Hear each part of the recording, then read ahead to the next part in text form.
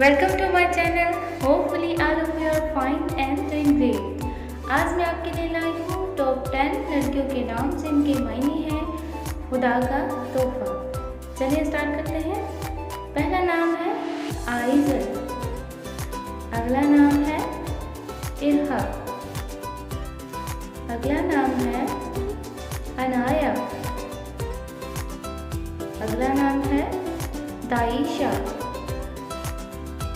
अगला नाम है मिन्हा, अगला नाम है हिबा,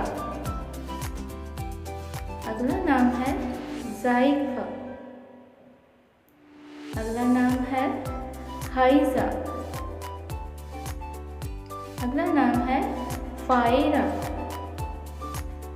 अगला नाम है अंजिश,